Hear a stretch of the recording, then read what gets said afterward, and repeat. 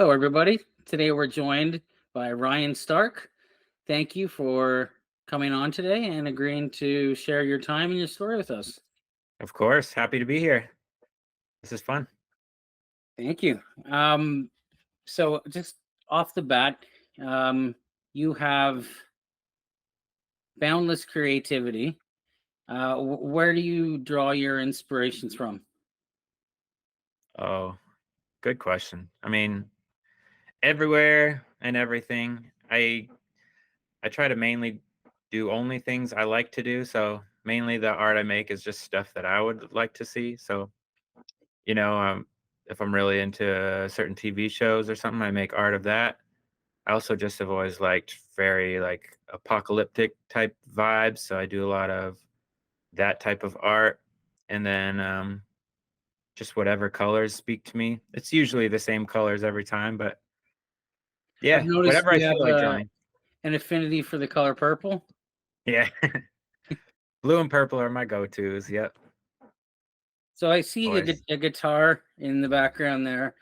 You mentioned in some of your posts that music was your entry into the creative world. I'm assuming it was through the guitar. Oh yeah.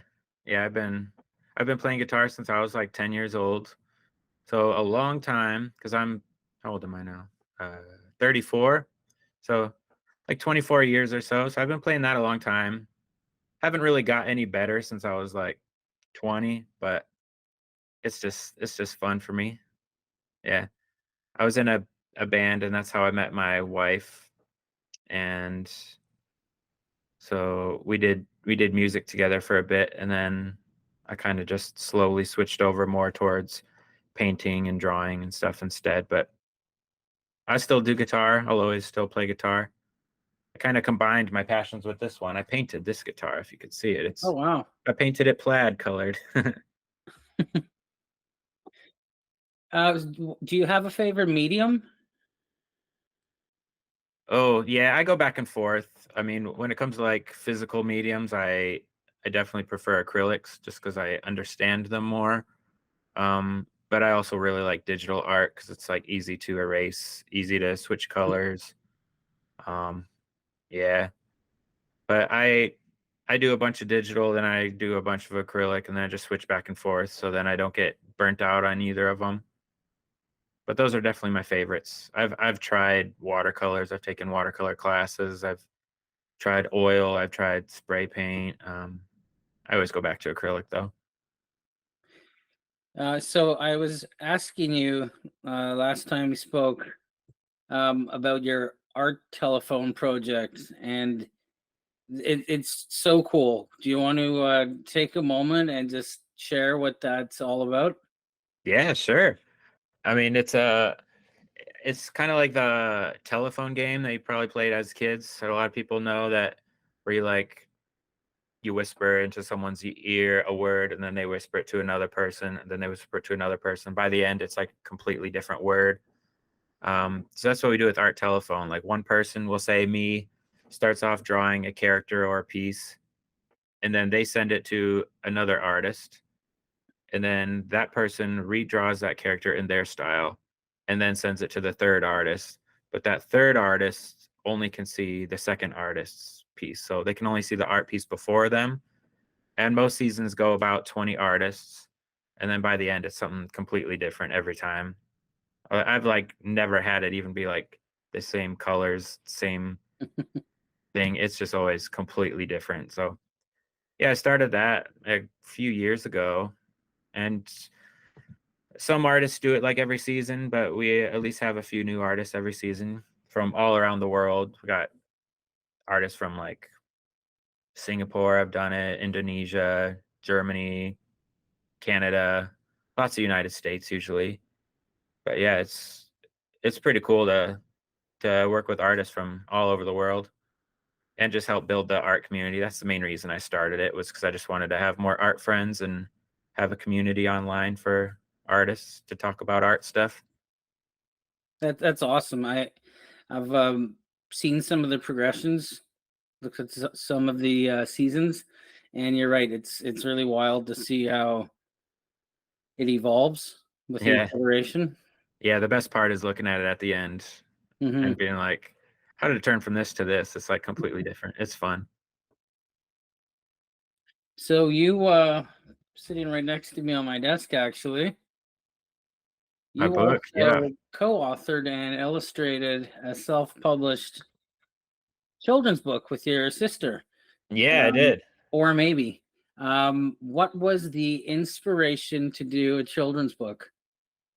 Oh, that's been on my bucket list for a long, long time, like, probably over 15 years. I've just always wanted to make a children's book because I've always liked creating stuff. That's kinda like the main part of who I am. I just love to create, and so children's book just seemed like a great idea to be able to draw a bunch and bring, like, some fun story into people's lives, but also I'm not much of a writer, so it seemed easier to, like, write a book with someone and then also have it not be one that has to have a whole lots of words on the page. I mainly just wanted to draw, but yeah, it's just the idea of having something physical in your hands, but that you would flip through it multiple times. Like kids like to read the same book over and Right. over again. So I just like that because it's fun to create art that is looked at.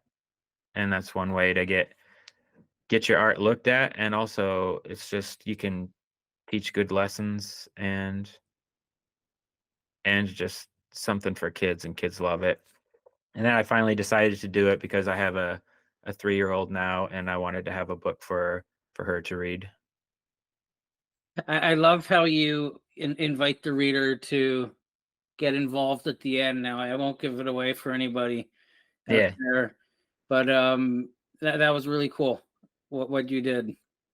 Yeah, thanks. My sister and I worked on a few different endings and we decided that one made the most sense. It just fit with the theme of the book, which is being creative and using your imagination. And yeah, that's one of the most important things to me. And I think it's always been important to me, even as a kid. So figure it's a book for everyone. Did And I I, did I happen to see you inserted yourself into the book? Is that yeah, yeah? yeah, I drew myself digging a hole in the book. Yeah. It just fit. Thought so. I also drew my dog and my sister. I drew her on 3 pages. She's the one painting the walls on the page, and her dog is in the book too. Excellent. So Yeah. I will actually be putting the links to the book below the video, below the All right. profiles Cool.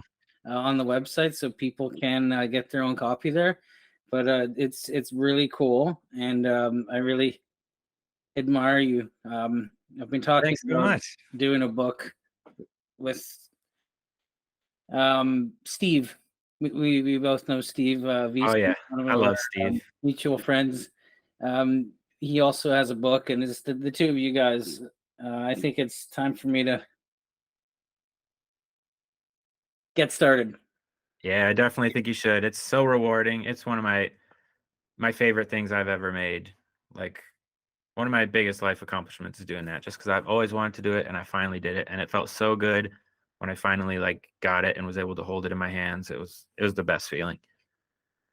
So, would you say your personal style, art wise, continues to evolve as you get older? Yes, definitely. Yeah, I've looked at stuff I made just a few years ago and I'm like, this is wild. Like I don't do that anymore and I don't like it anymore. So I'm just evolving into stuff I like more and more. So, speaking of evolving, one of your posts recently, you mentioned how you got back into, well, maybe not got back into, but came back to music because of therapy. Yeah. And I'm wondering, what was it that brought you back to music? Um well, I started going to therapy maybe like a half year ago or so. And I've noticed like every time I went to therapy, I would just complain about diabetes over and over again. So then I just like I started writing stuff down. I'm like, I'm probably gonna want to talk about this and write about this. And a lot of the stuff I wrote down was like just like I was like, oh, this would be kind of cool for a song. So then I wrote a song about it, and it just felt good to write a song about it because it's kind of like a journal. I've tried journaling in the past and it wasn't really for me, but if I write a song about it and try and like make it more artsy, it kind of felt like more artsy journaling. So I made it into a song, and then that just felt really good. It's like I got all my complaints out on paper, and then when I recorded it, I put a lot of like emotion into the voice, and also there's just a lot of emotions into the lyrics that I was able to just get it out into there instead of in a less healthy way. Right. So yeah, it was really cool to make. I mean, it's a song I made pretty much just for me. I still put it out, but yeah, I did it for myself and it felt really nice. It's funny. Steve was actually the guy that suggested we connect. He said, "Hey, I know this guy he's got diabetes and he's really passionate about debunking myths surrounding it." Um, so unfortunately, I don't know as much about diabetes as I probably should. Mm. And I'm hoping to get your perspective. Um, Yeah, sure. it's a very common affliction, but it's also sadly misunderstood commonly. So Yeah. the best way we can inform people is through education. Yeah, So definitely. really, what let's just take this from the beginning. Maybe when did you find out that you were diabetic? And uh, I was diagnosed, I want to say I was either 10 or 11. So I've had it for 24 years now. And honestly, I don't know why, it seemed way easier back then, but maybe it's because I had a lot of help with it and finances weren't a big part of it. So that's been one of the bigger issues more recently. It's just the financial part of diabetes. But yeah, it's been a lifelong thing, or not lifelong, but adult life, my whole adult life, I've had it. So it just plays a part in everything. And then, um, so when I was 21, my sister also got diabetes. So she got it when she was 18, which is even weirder because we both have type 1 diabetes, which is called juvenile diabetes sometimes because you're supposed to like usually find out about it when you're like a child. But I got it like a little later and she got it like way later. So it's just kind of interesting how that happened. But the main thing that people don't know about it is that type 1 diabetes is not super common. It's something like 90% of diabetics are type 2 diabetes, and then only like 10% are type 1. And type 1, which is what my sister and I have, is the one that can't be reversed. Like, no matter what you do, you could eat the healthiest ever. You could be all vegan. You could exercise every day. You could be your like the ideal weight and stuff, but it can't go away. There's just no cure for it still. So that's what a lot of people don't know about type 1 is that because like anytime you see me like eating something unhealthy, like if I'm eating on a bag of Skittles or something, a lot of people will be like, shouldn't you not be eating that? There's a lot of sugar in that. And I'm like, that's type 2 you're thinking about. Cause honestly, I keep Skittles with me at all times because that's one of the ways I like save my life daily. Um, that's what I use as my quick sugar. So anytime my blood sugar is going down, I gotta have Skittles to get it up fast. Yeah. so, what what do your symptoms look like, and how does it impact your daily life? Uh, they've kind of evolved over the years. The way I found out I had diabetes was I was going to the bathroom all the time, like 3 times an hour, and I was super thirsty all the time. I was just like I was a kid and I was drinking like an entire 2 liter of soda in an hour because I was just like, I feel like I need more liquids right now. And obviously there was so much sugar in that, which I didn't have the insulin to counteract it at the time. So I was just having sugar, sugar, sugar. And then, I was going to the bathroom all the time. And then one day, like my parents noticed me without a shirt on, and you could like see all my bones, and I just super skinny, and I just that's how they knew there was a problem. They went and figured out it was diabetic. So at first, that's how it was. A lot of going to the bathroom, and then now it's more. If I'm feeling really low, I could just get like super spaced out, and then I just don't know where I am. I'll just start looking off into the distance and kind of zombie like. Um, and I black out for that a lot of the times. I just don't remember that's even happening until I get sugar or someone gives me sugar. But but if I'm high, I feel super stiff, which is the I call being a scarecrow. That's what I tell my wife how I feel. Is like that's why the album art I just put out is me as a scarecrow pretty much because that's how I feel when I'm super high blood sugar. Like my arms and legs are super stiff and it's really hard to move them. And that's because my blood is just so thick at the moment that it makes my arms stiffer. And I just get really, really thirsty again, just super dry mouth. And then the biggest one that I write about in the song a lot is just like how when I'm super high, I have no control. So I just get really like angry, just like super angry for no reason. Then as soon as I'm back to regular blood sugar, it just like completely goes away. I'm like, wow, I had no control over that. Like I had nothing to be angry about. I just like turn to angry when I have high blood sugar. So those are the main symptoms. Can you feel it coming on? Sometimes, usually I feel it in my legs first. My legs just start feeling a little stiff, and I'm like, oh, I'm probably high. But I have um I have this new thing I started less than a year ago. It's this new phone that tells me my blood sugar at all points in time. So if I'm looking at it um often enough, I know that I'm like trending higher. Like I'll see the number raising slowly, slowly, and then higher, and then I'm like, okay, I gotta have some insulin to counteract this. But that's the balance I'm trying to work through is not looking at it every minute of the day because I find myself obsessing about it and looking at the number. And I think that's why it's harder as I get older because I'm trying harder to control it. And I have my current blood sugar number on me 24/7. So it's hard to find a balance because it's like you want to have good blood sugar so you can live a long, healthy life. But also like, are you living your life if you're just staring at your numbers the whole time? So it's a hard balance to try and figure out. So I guess that explains the therapy, obviously. Yeah. Yeah. Yeah. And I mean, luckily the last month or so has been really good with diabetes. I haven't had any big problems, but before that I had like 4 months straight of just diabetes issues all the time. So um it's probably better that we're talking about it now when I can not just speak about it with so much anger. Hmm.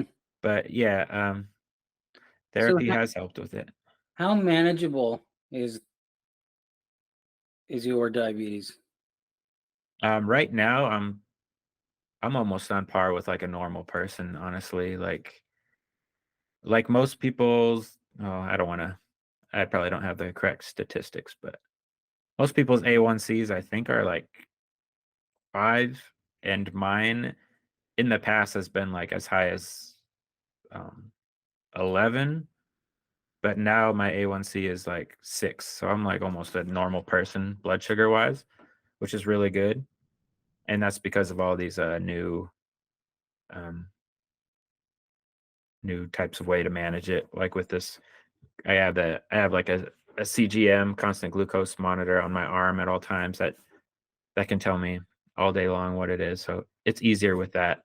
So when I was diagnosed, I had a tester and I would just test 3 times a day. So I'd only know my blood sugar 3 or 4 times a day, and then I just do insulin 3 or 4 times a day through a syringe.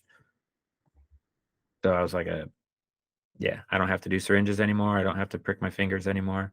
It's way better. That's fantastic. Yeah. So that I'm sure that advances in technology also come in line with increases in costs. and I know as an American, um, you must struggle with the cost of insulin. It's Yeah. prohibitively expensive over there. Yeah, it's really bad. That's sadly, that's probably the hardest part about diabetes right now is just all the cost because aside from like the insulin, like the pods I use to deliver my insulin are like tiny little electronics. So those are very expensive and I have to change those out every 2 to 3 days.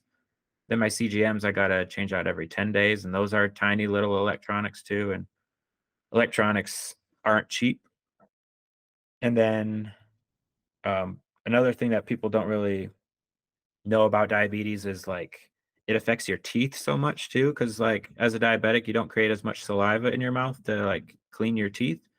So I have just really, really bad teeth. Like probably 80% of my teeth are crowns at this point.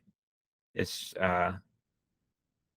yeah, so that gets very expensive too. I have a what's it called? I have a tooth implant too. It's just a teeth problem no matter what. Like I've tried like flossing 4 times a day for a year and or not brushing 4 times a day and then like flossing every meal for a whole year and it did nothing for my teeth. It's like, yeah, it's kind of out of my control. So yeah, it adds up to a lot of money. So, in terms of advocating, I'm sure you've had to educate even within your intimate circles, your families and your friends and your colleagues. Mhm. What are some of the most common misconceptions you are confronted with? Um, well, one of the big ones is that I'm not supposed to have sugar because I'm like they assume I'm like a type 2 diabetic.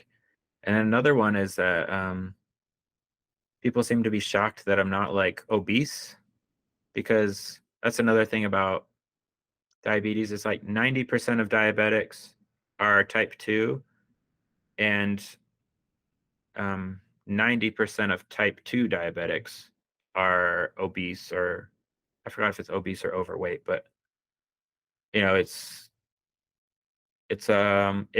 very common to be diabetic and overweight, so everyone just assumes that diabetics are overweight and unhealthy when that's not always the case. Sometimes it's just genetics.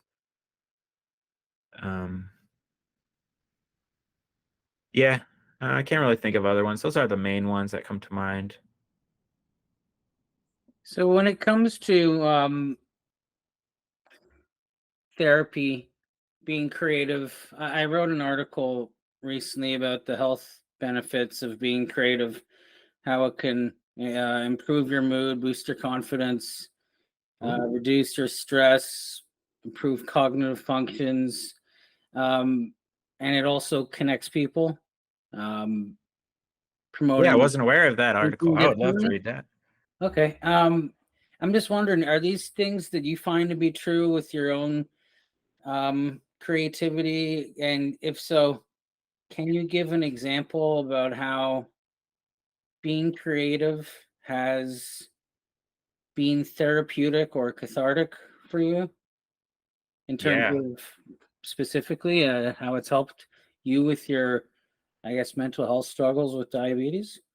yeah, for sure. I mean, it started with like all these art telephones that I do are a way for me to connect with other artists, and then I participate in these art competitions and stuff. Also, just like not like real competitions, just like friendly things, like see who can redraw this the best kind of stuff.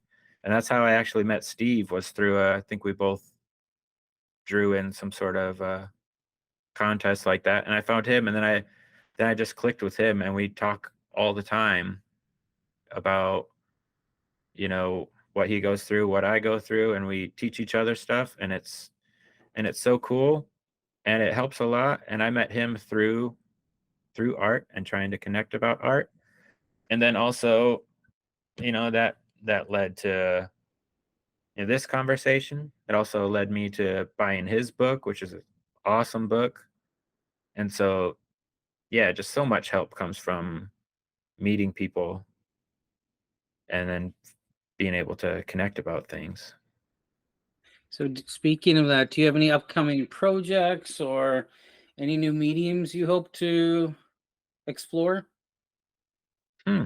Um, Good question. I mean, no really big plans right now. I mean, I'm always creating stuff. Like I just started designing my own t-shirts just for fun. Mainly because I wanted some cool new shirts to wear, and I'm like, I probably know what I like best, so I'll just draw it. So I started designing t-shirts. I've only done one so far, but I'm already working on my next one just for fun. And then nothing else really aside from that. I plan on continuing my like animals in the apocalypse series. I'm going to do another big animal painting next, I think. And then aside from that, uh, I've been looking for mural work around Phoenix, trying to get some new murals to start painting. So hoping that will be a next project if I could get one of those started. I think that's about it. So, what does your work mean to you, and what do you hope people take away from your work? The main thing I hope people take away is to just, if you like making stuff, then you should just make stuff, even if it's bad, even even if no one likes it. Like I am my own biggest fan. I make stuff just for me that are just stuff I would like. I mean, every once in a while, I still do pieces that I think will sell well. So like not maybe my favorite things to make, but I I just want people to do what makes them happy, and what makes me happy is creating, and that makes me feel good. So I'll I'll do that every day for the rest of my life until I can't, because it feels good to create. And so I want people to see my work and be like, um, well, that's cool. Maybe I could do that too. You know, that's mainly what I want to get out of it. So it's And good for people to get art, and then it's good for me to be able to make art because every piece I make takes, 20 plus hours. So that's like 20 plus hours of relaxation and enjoyment for me. So it's win-win. so, where can people find you and your art? Oh, you can find me on Instagram at Starkhouse Creative. And then also you can find me in a week and a half. I'll be at the Phoenix Comic Con, Phoenix Fan Fusion, selling my art. If you happen to be around there, I'm also doing a Comic Con in Tucson later this year. And you could also find my book, Or Maybe, that I wrote with my sister. You can find that on pretty much everywhere you can buy books. It's on Amazon, barnesandnoble.com, or through my Instagram, or through my link tree, which has all the links to all my Etsy and um, yeah, all the links to my stuff on there. Excellent. Anything you'd like to add? Hmm. I think that roughly covers it. I could talk for hours, honestly, because I love talking about art. But no, I think that's about it. Okay, well, Ryan, I just really want to thank you very much for being authentic and open today. For talking about your struggles and especially your creativity, which is, as I said at the opening of this, it's boundless. Thank You're you. um, you're a very creative guy, and never stop being you. That's the biggest compliment I could ever ask for. That's all I'm going for in life, is to be the creative guy. So And thank thank you. you for for educating me. I learned something today about diabetes that I was ignorant of before this interview took place. So Yeah, of thank you for course. that I'm too. I'm always happy to do that.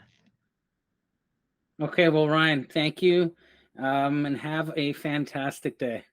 You too. It was super nice to talk to you. Thank you. You too. Thank you.